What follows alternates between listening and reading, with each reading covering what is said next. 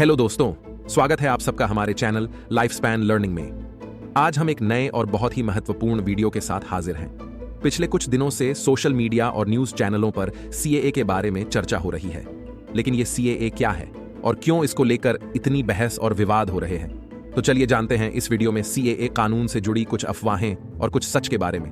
क्या है सीएए और क्या उद्देश्य है ये सीएए कानून का? सीएए सिटीजनशिप अमेंडमेंट एक्ट यानी नागरिकता संशोधन कानून।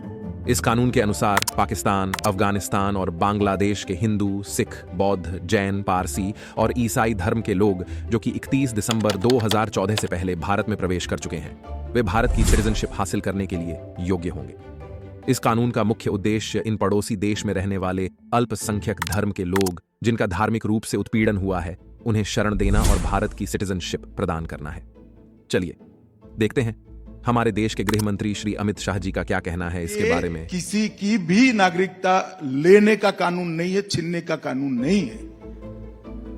इस देश की माइनॉरिटी को और विशेषकर मुस्लिम भाइयों को भड़काया जा रहा है। देश में किसी की भी नागरिकता सीए छीन ही नहीं सकता, क्योंकि कानून में प्रोविजन ही नहीं है। सीए जो शरणार्थी आए हैं पाकिस्तान और बांग्लादेश से धार्मिक प्रताड़ना के कारण, उनको नागरिकता देने का कानून है और मैं मानता हूं इसमें किसी।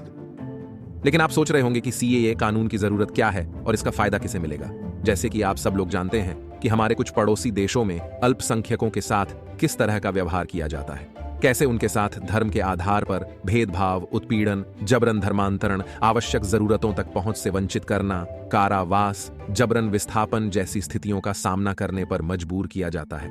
सीए कानून लागू होते ही ये 3 देशों के धार्मिक अल्पसंख्यकों के लॉग सीए वेब पोर्टल पर जाके इंडियन सिटीजनशिप के लिए ऑनलाइन आवेदन कर सकते हैं। लेकिन क्या आपने कभी गौर किया है कि सीए लागू होते ही क्यों हमारे देश में विवाद शुरू हो जाते हैं? क्यों कोई एक धर्म के लोग ही हमेशा विरोध शुरू कर देते हैं?